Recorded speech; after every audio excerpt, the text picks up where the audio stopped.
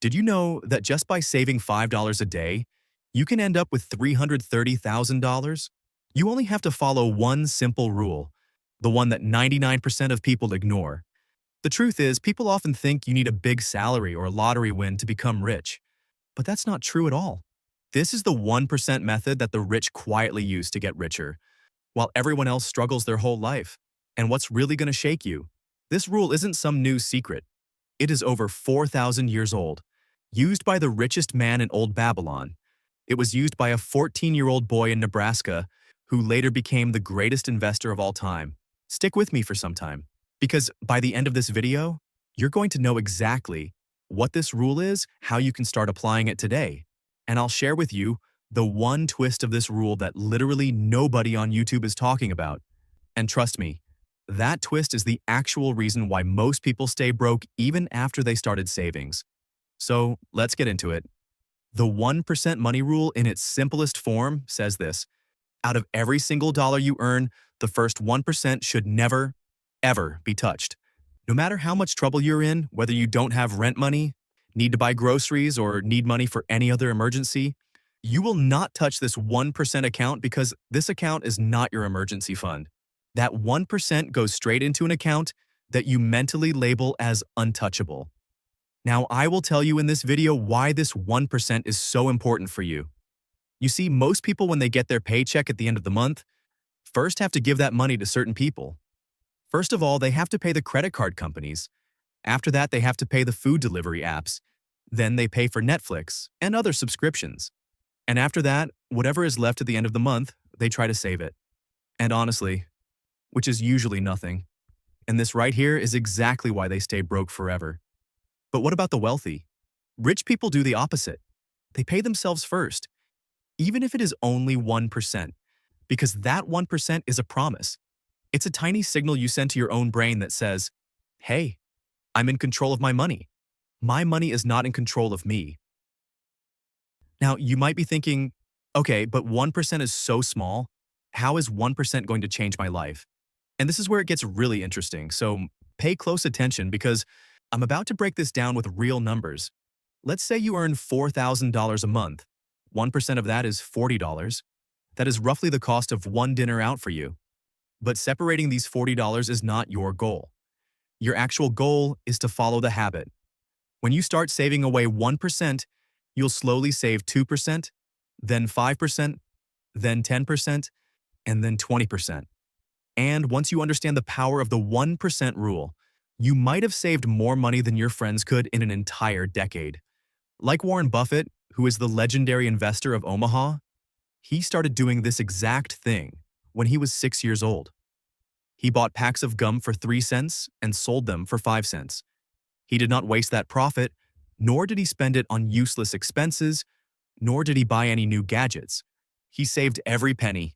When he turned 11, he stepped into the stock market and bought the first share of his life. When he turned 16, he bought a house for $31,500. He made this money delivering Washington Post papers and setting up pinball machines. But the lesson to learn here is that if a kid in 1958 could save $31,500 from newspaper deliveries and pinball machine setups, why can't we all do it today? There's one huge reason for this, and that is our unnecessary expenses, which we make every day. Now, I want to share something with you that actually made me believe in this rule. Because honestly, when I first heard about saving 1%, I also thought, what could 1% possibly do?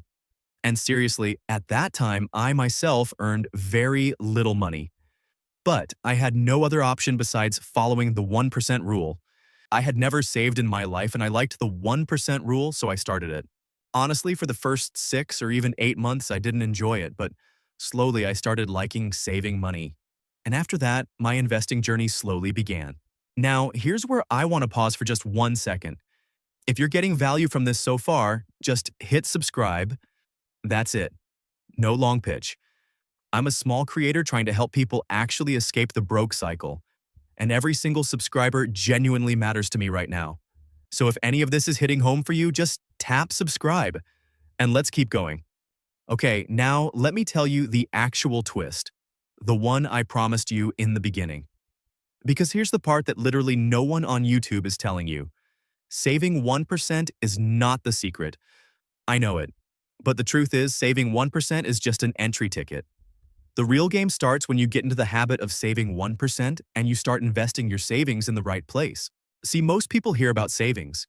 They have learned this from their parents or some relative, and they start saving. They open a savings account and keep saving in it for years, and when they themselves retire, the money they have saved is hardly enough for them to buy even a single house.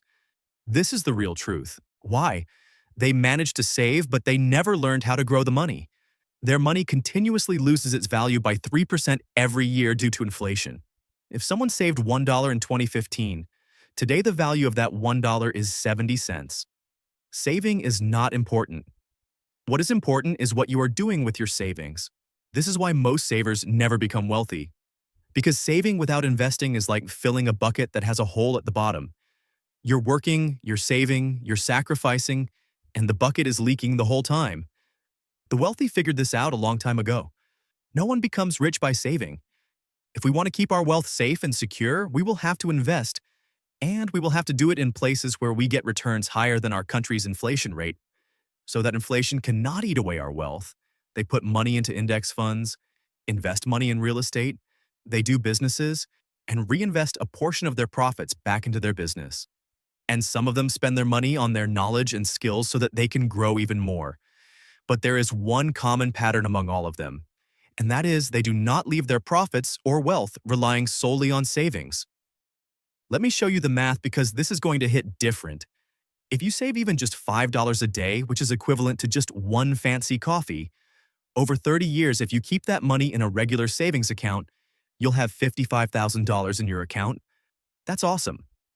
But if you invest that same $5 a day into an S&P 500 index fund and you get an average return of 10% per year, then after the same 30 years, you will have $330,000 in your account, which is almost 6 times more.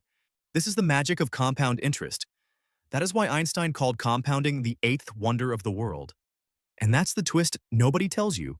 The 1% rule only works when paired with investing. If you don't invest and just keep saving, you will remain incomplete. And while saving all that money, you won't even be able to buy one house for yourself after retirement. So here's what I want you to do right now, before this video ends. Open your banking app, take 1% of the paycheck that was credited to your account this month, and transfer that amount to a separate account.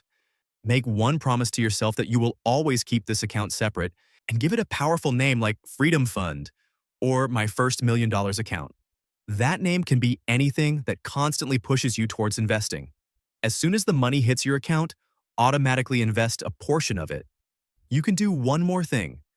You can turn on automatic transfers in your bank, through which your money will automatically keep getting added to the stock market through your broker, and your money will automatically start getting invested in index funds. If you want, you can also invest in ETFs. I recently made a detailed video on dividend investing. You can watch that to understand what dividend investing is and how money grows in dividend ETFs. Be sure to tell me in the comments how you like this video and what topic you guys want a video on next. If you like this video, you can encourage me by giving it your valuable like, and you can get financial knowledge absolutely free by subscribing to our channel. We will meet in our next video. Take care of yourself.